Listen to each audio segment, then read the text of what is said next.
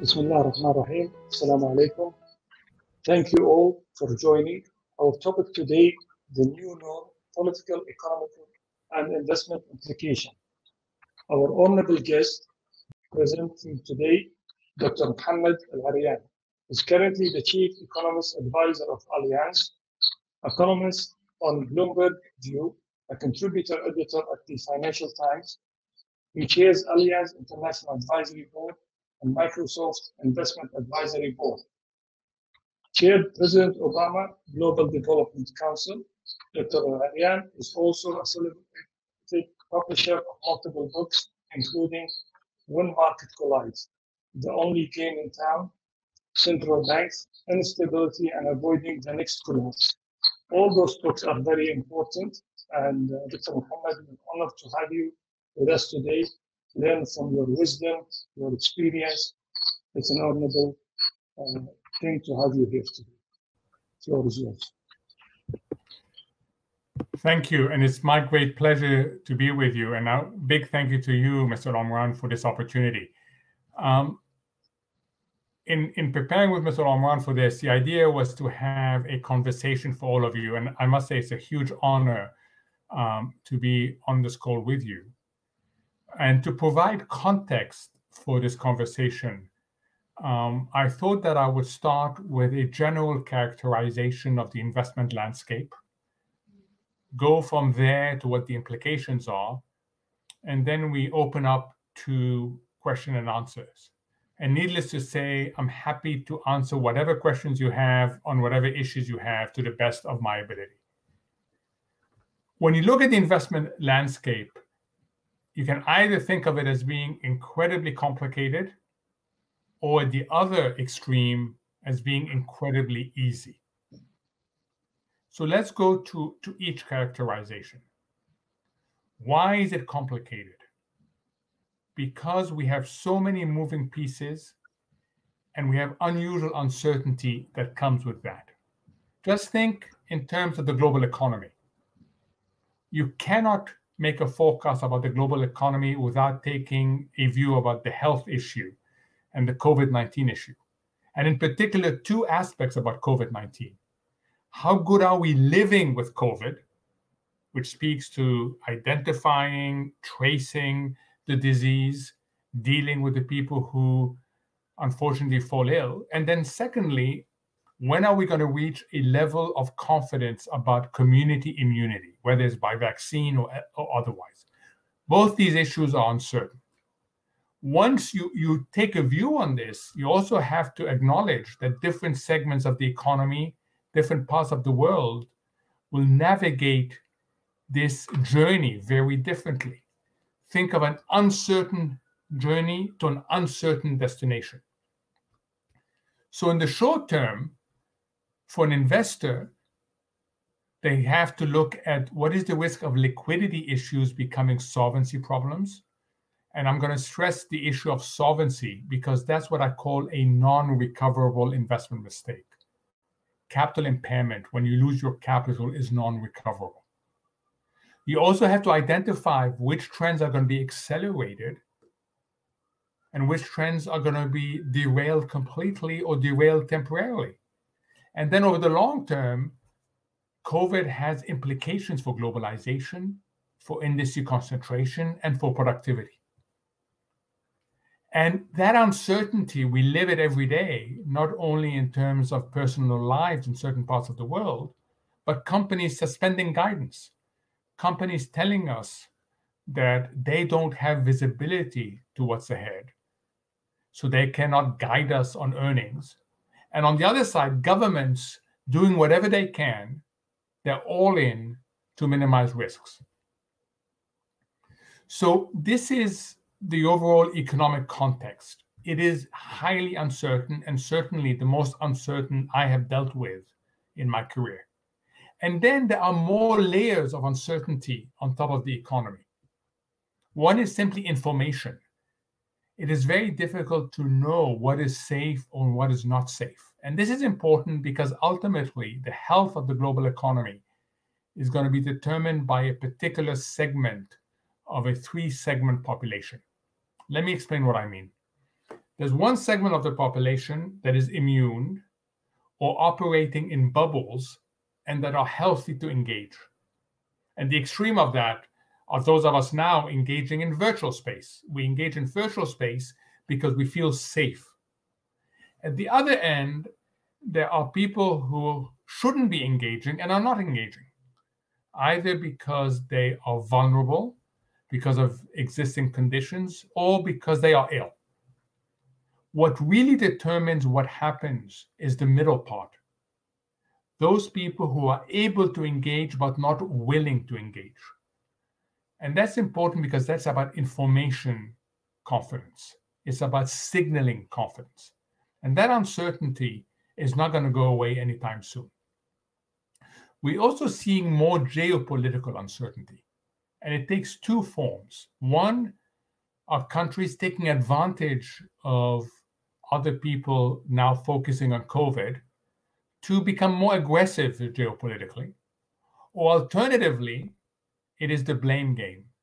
And the blame game between China and the US that raises question marks, not only for those two countries, but for what are known as the dual option countries. Think of Australia. Australia benefits from the security umbrella provided by the US, as does Korea, as does Singapore, but also benefits from an economic relationship provided by China. And this dual option approach becomes more complicated the higher the tension between China and the US. We're also seeing a layer of socioeconomic uncertainty, which is the worsening of the inequality trifecta of income, wealth, and opportunity, and also recently the calls for greater social justice. And that's all before you start talking about the domestic politics of where I am is the US. So if you look in terms of these fundamentals, what you get is a spaghetti bowl of uncertainty. And I want this image of the spaghetti bowl to be in your head because it's very difficult to figure out which one you can pull and where does it go. I want to stress it's not all negative, and we can come back to that. There are some positive elements of this historical shock we're going through. We're seeing massive leapfrogging in inventions and innovations. We're seeing greater respect for tail events. But in general, if you're a fundamentally based investor, this is probably the most complicated landscape we've seen. Now let's go to the other side. It's also a very easy investment landscape. For a number of years, and especially after the COVID shock, the most important investment call has not been about fundamentals. It's about asking the question, who is the buyer with the best balance sheet? And are they willing and able to buy? That, of course, is a question about central banks. And whether it's the Federal Reserve in the US, the European Central Bank, the Bank of Japan, or as we saw today with the Bank of England, they have been incredibly willing and able to support markets through an ever-expanding group of unconventional policies. And it's important because what makes central banks special is not just their balance sheet being very large. In fact, as Federal Reserve Chair Jerome Powell stressed again this week in front of Congress, there is no limit to their buying ability. It is that they are a non-commercial buyer. They are not price sensitive. So when they engage in markets and when they are committed to engaging in markets, they provide an umbrella for other investors. And what has been remarkable about this phase of central bank involvement is there seems to be no red lines. There used to be a very clear red line. Central banks would not take on default risk because, as I said earlier, that's a capital impairment event. Now, the Federal Reserve is buying high-yield bonds, and high-yield bonds, by definition, involve higher default risk. So the result of that is that the marketplace has rightly embraced central banks as the most important factor. And if you had played that very simple hypothesis, which says, I don't care about anything else. I only care about central banks, and I will be under the central bank umbrella, you would have done extremely well. And you would have done even well if you've been outside the umbrella. So today, we have this incredible, astonishing disconnect between market pricing and the real economy, between finance and fundamentals, between Wall Street and Main Street. And what we as investors have to figure out is what happens next. How does this disconnect play out? Does it remain as is? Does it break down? Or in the best of scenarios, does real economic improvement validate the financial crisis? Let's take each. If it stays as is, we get short-term benefits for long-term costs. The short-term benefit is, of course, incredible support for asset prices. The long-term cost is living with zombie companies and zombie markets. Zombie companies are companies that are inherently non-viable, but can borrow for now at subsidized rate. Zombie markets are markets that no longer signal prices efficiently and no longer allocate capital and no longer mobilize capital efficiently. If we go to the other extreme where it breaks down, where, for example, you get lots of bankruptcies and the Federal Reserve and the other central banks cannot shield investors from bankruptcies, then the sense of the umbrella being strong is going to be questioned. And here what happens is asset prices up here start converging to the fundamentals, and that's a very disorderly process. And then there's a third alternative, which is the alternative we all wish for, is that the global economy improves. And the global economy validates the asset prices, which are very elevated, and allows central banks to exit. If you are an investor and you put these alternatives on a piece of paper, you get very different investment implications. And that's the challenge we all face.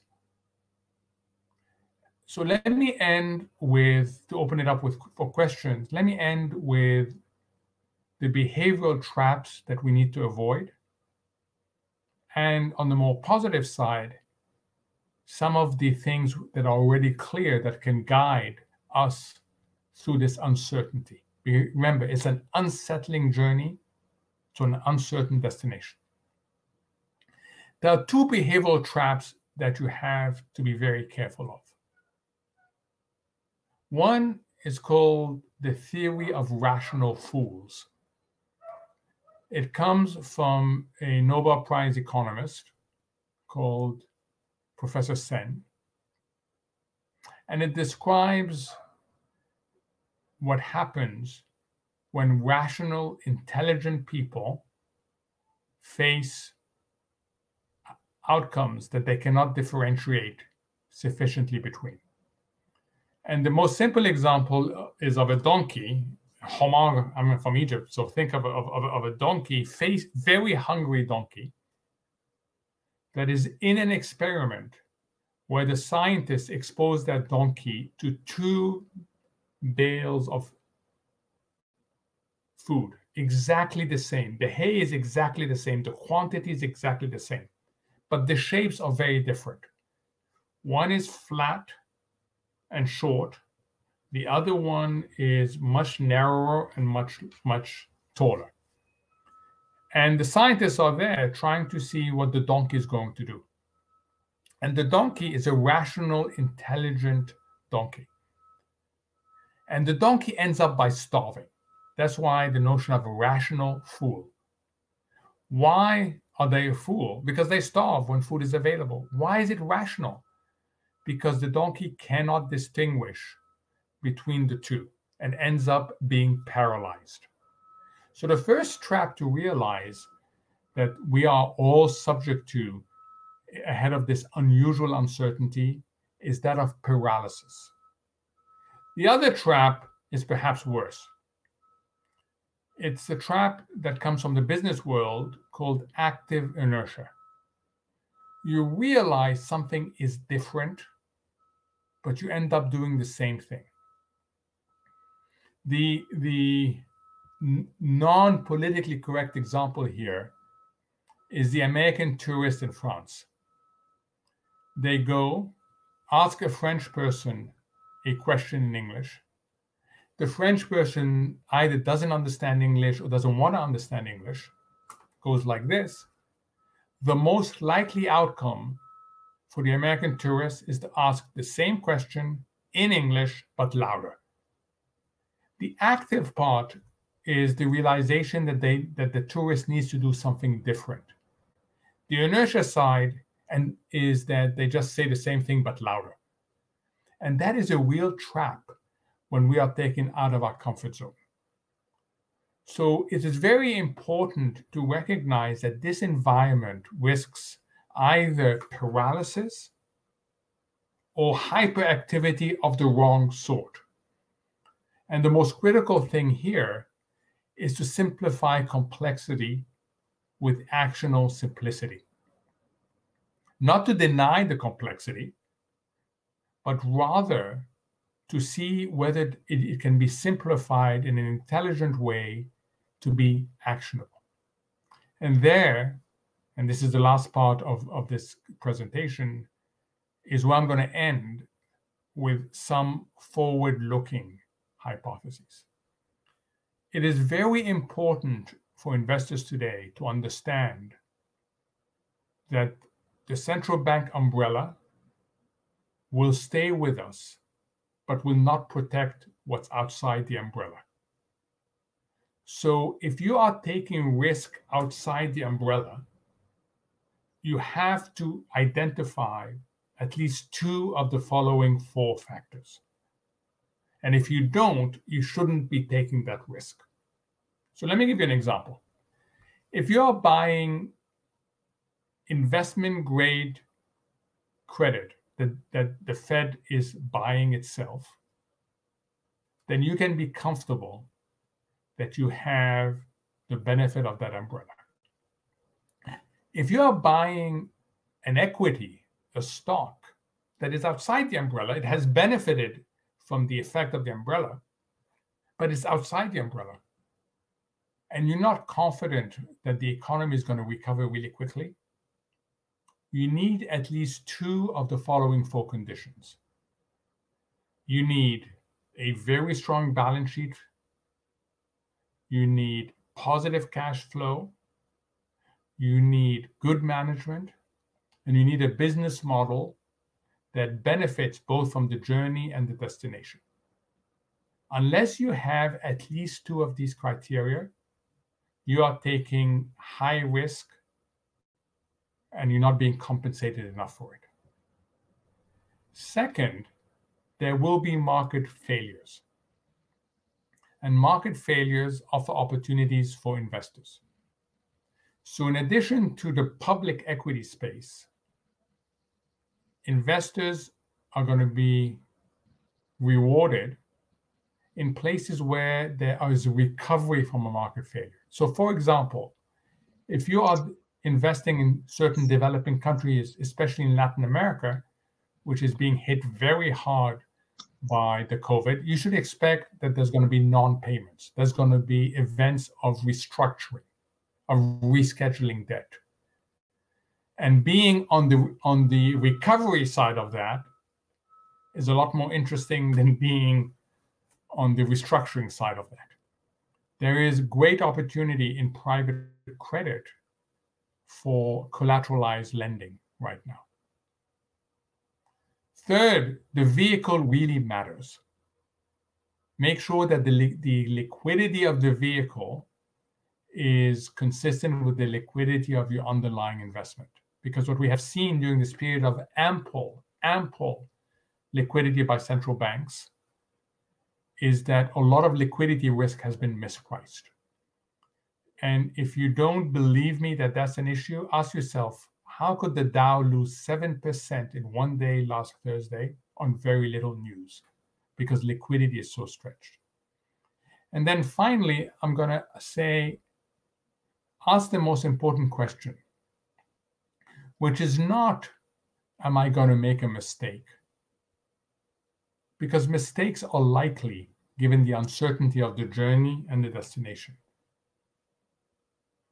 And most mistakes in the investment world are recoverable with time. But there is the one mistake that is not recoverable with time, which is capital impairments. So the last thing I would say is, in this world, unless you believe we're going to get over COVID quickly through a vaccine and the global economy is going to bounce back, make sure that regret minimization is your approach to capital impairment risk. Mr. Omran, thank you very much for this opportunity. And what I would like to do now is open it up to any questions that you or others may have. Thank you. Dr. Arian, thank you very much. Always very insightful and taking different perspectives from everything that we usually hear. What is the new norm? Or the new normal? So the original new normal was this concept that when you're hit by a major crisis, you don't recover fully, that you recover impairment. The image was always that you end up, the crisis puts you in hospital, and you come out of hospital, you can walk, but you cannot run. Okay, that is your new normal. And that's certainly what happened during the global financial crisis. We ended up, the financial system was in the ICU. It emerged and the economy emerged, but it couldn't grow as high and as inclusively. And as a result, we've had artificial growth and artificial financial stability. Now, the concern is that we're going to go into new normal 2.0. So let me tell you what people are most worried about. They're most worried about that when we come out of this crisis, we come out in an era of deglobalization. And unlike the two previous shocks to globalization, this one involves every segment of society in the advanced world: governments, households, and companies. If you look back, the first shock to globalization, 2010, was led by households. It was the pushback against marginalization and alienation. And the answer to that was inclusive capitalism. The second shock to globalization was in 2017, 2018 with the US-China trade war. That was led by governments. This time around, the concern is that all three are going to lead this. Companies who will now put resilience ahead of efficiency, so they will relocalize global supply chains. Governments who will force certain industry, pharmaceuticals, to have reshoring of inputs, and who will participate in the blame game, and households if unemployment doesn't come down. The second concern right now is lower productivity because of industrial concentration. We are seeing the big boys get bigger in the industrial world. And then the third concern is that demand will not come back quickly. You know, I live in the United States, and the United States has created over 40 million unemployed. A quarter of the labor force has had a shock to it in terms of employment. And what we are finding is that a lot of these people had no safety net whatsoever. And food banks are seeing people stand in line day after day who previously had very good jobs. The example being a baggage handler at the airport here, who suddenly lost their job, and they never thought they would lose their job. And the question that people are worried about is, will the demand side become more risk averse, be less willing to spend? The good news, and I always stress that it's not all negative, is that every one of these things can be addressed by policies. So to the extent that policymakers step up to the challenge, you can minimize that risk.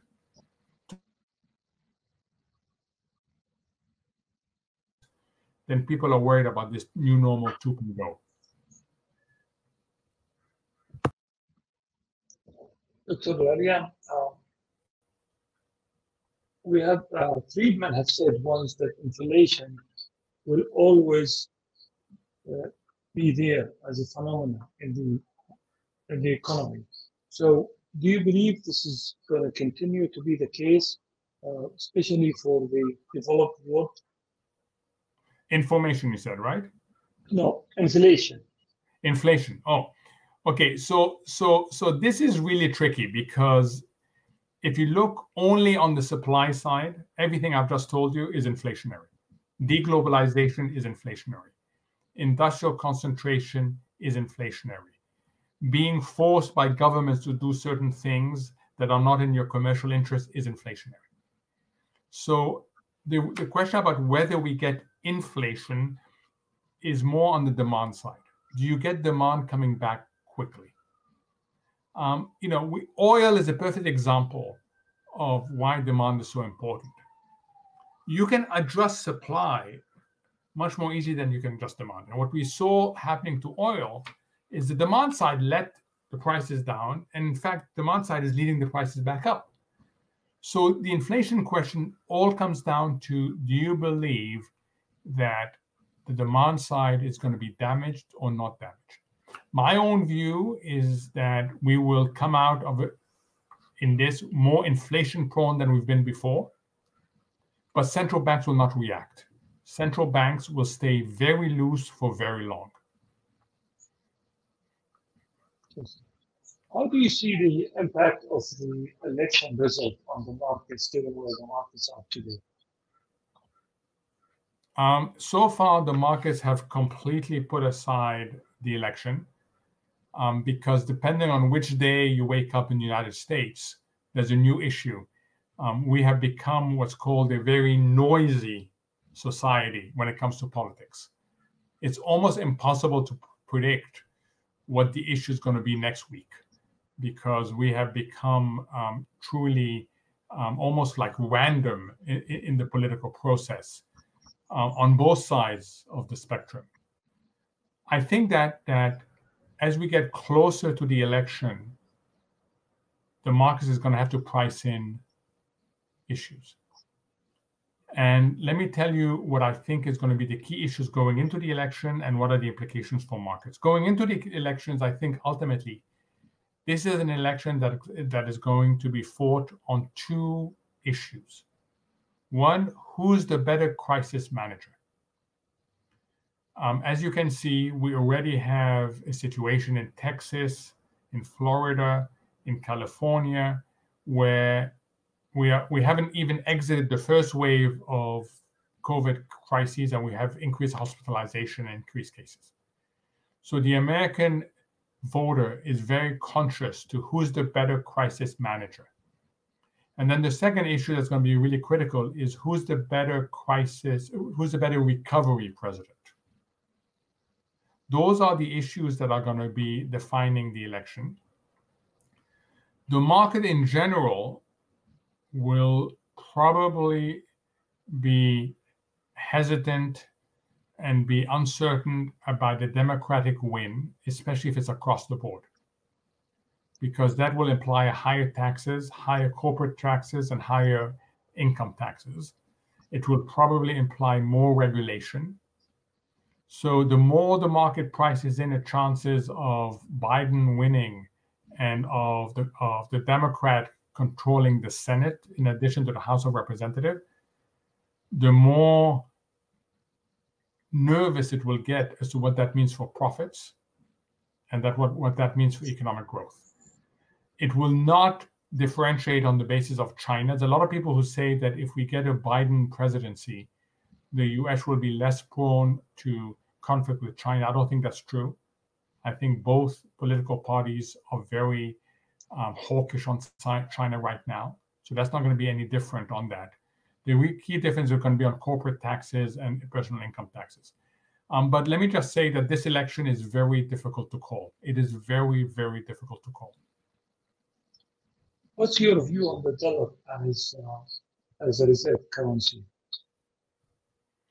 Always remember when you're talking about a reserve currency that you cannot replace something with nothing.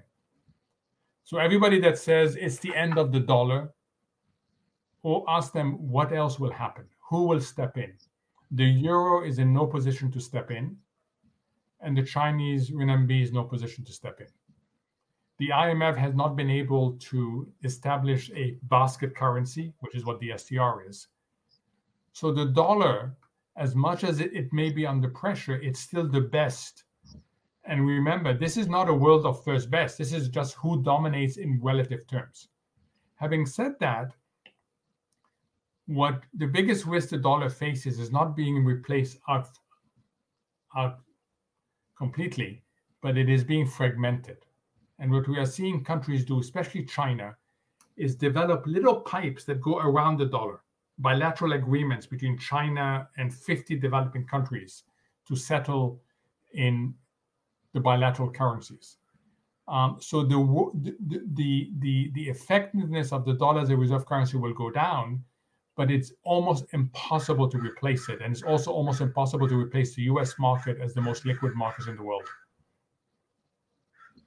And when you look at what happened due to COVID-19 in terms of behavior, more use of technology, digitization, digital transformation that will follow for sure. How prepared do you believe that the society, the government, of all the job losses going forward? So it's funny because, you know, I said certain trends have been accelerated and other trends have been derailed. A trend that has been accelerated is as if you press fast forward suddenly on it, is the shift from physical to virtual, the digitalization you just talked about. And much of that shift is not going to be reversed. So we have accelerated this move, and we have seen the consequence of these moves, which is certain people, including people on this call, are able to cope with this. We have the Wi-Fi, we have the computers, our children are able to transition to education online. But there are segments of the population that are unable to do that at all. Their jobs don't allow for that, or they're not able. You know, you see this massively in education where certain people simply don't have access to high-speed Wi-Fi, internet, and do not have the computers, and don't even have the rooms they can go to do a lesson online. So we have seen both sides of this, the acceleration part and the extent to which it's an unequalizer that. So I think that society is confronted with this. We've also seen something else that would have been unlikely, and you and I were talking about it in Bahrain's case, and we certainly have seen it in the US case, which is simply giving people checks because they are either residents or citizens. So in the United States, if you were a taxpayer, you have received a check for $1,200 just for being a taxpayer, nothing else, right? No conditions attached to what you do with this money. And that, of course, is the step towards what's called universal basic income. This notion that you need to protect society when they're hit by a shock that is not of their doing. That is what all the checks that went out in response to the COVID crisis have been. So we have seen both the acceleration in terms of the trend and the acceleration in terms of what you can do in response to it. I get a sense, Mr. Omran, that a lot of this is gonna outlast the COVID crisis. And that's the sort of world we're going into, where we're going to have to make much more difficult decisions on who to support. But we're also going to recognize that certain people cannot keep up with the changes that I think are irreversible right now.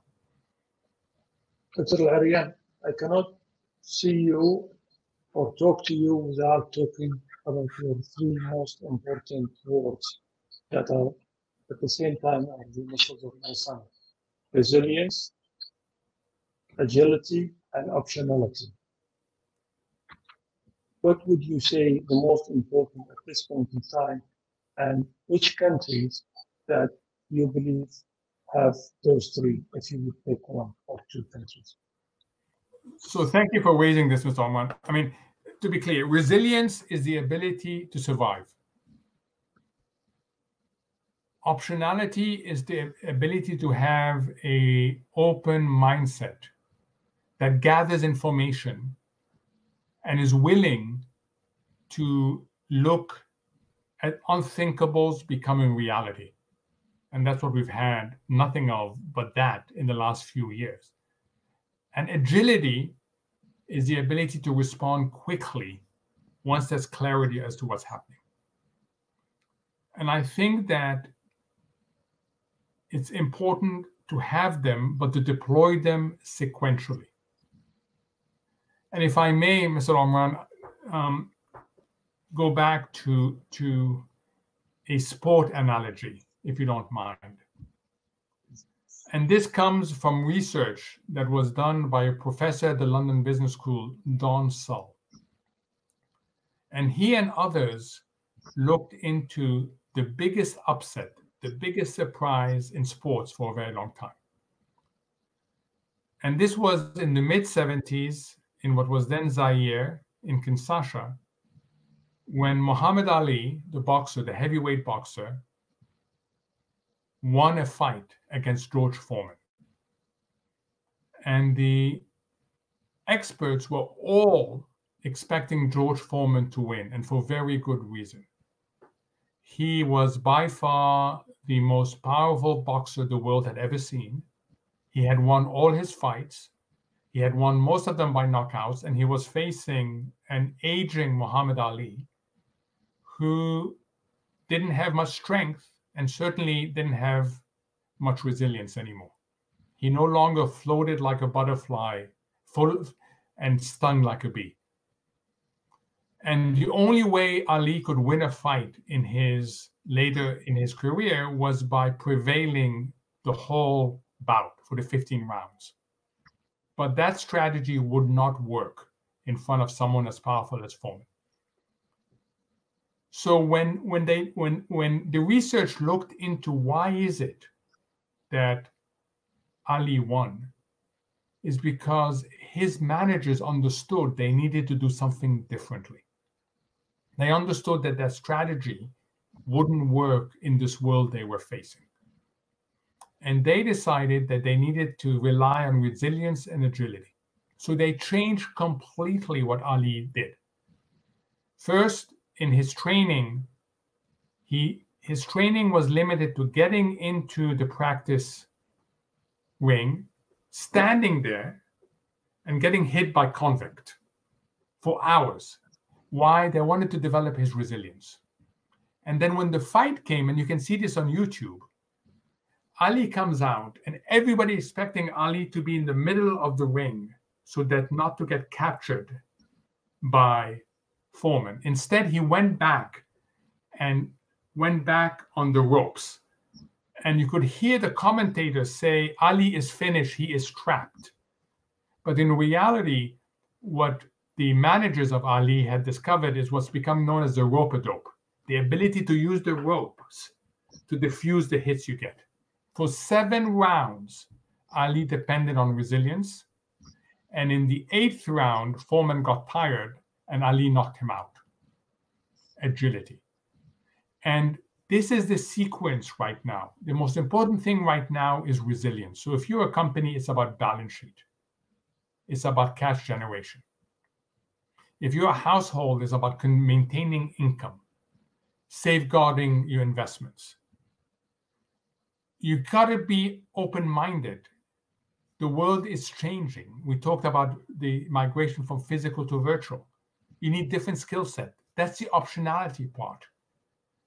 You've got to avoid active inertia. You've got to avoid paralysis. That's the open mindset part.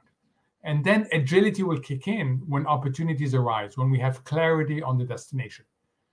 So in response to your question, Mr. Oman, all three are important, but sequentially. Right now, it's about resilience and optionality. And soon, inshallah, it will be about agility. And governments? Same thing, exactly the same thing, is to understand right now that they need to stay in the game. And it's not easy. You know, for the United States, it's a lot easier than for a developing country. A developing country doesn't have an endless ability to print dollars. So you have to make difficult decisions. Governments have to make difficult decisions as to who to support, for how long in the resilience part, but also acting very quickly in terms of agility. How do you react to the new world, right? You see this in OPEC. OPEC is having to react to the fact that you have non-traditional suppliers. So they have reacted. We now have OPEC Plus. You're bringing other suppliers. And you adjust differently in the way you agree to production cuts than you have before. So you need continuously to be able to adapt, whether you're the government, companies, or households. When you look at the markets and you exclude the FANG stocks, okay, or if you want to include them, do you believe they are an indicator of where the economy is going to be in 2021? The banks, you said, right? No, the markets. Oh, the market. No. The market is completely disconnected from the economy right now, completely. And it's disconnected from the economy because the only thing that matters for markets right now is the support of central banks. Okay, so, and you know what? It has been a great ride. I call it the win-win.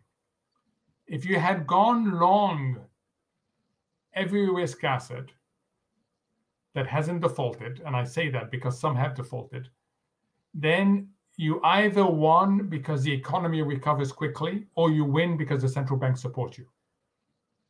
I myself think there's a limit to this, and that's why, you know, being a more active investor, asking questions, being more careful about the sort of risk you take is important going forward.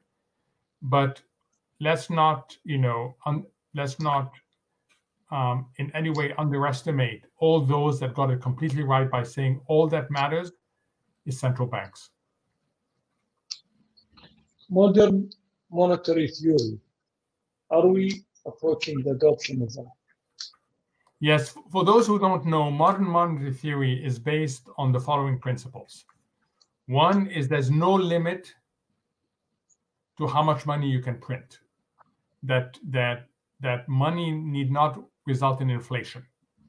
Secondly, that because there's no limit to how much money you can print, the central bank should be financing government deficits, and governments should run as high a deficit as they can. And three, all this works until you get crippling inflation, not inflation, crippling inflation. So one is central banks being hyperactive. Two is governments running massive deficits. And three is no inflation. That is what we have in the United States today.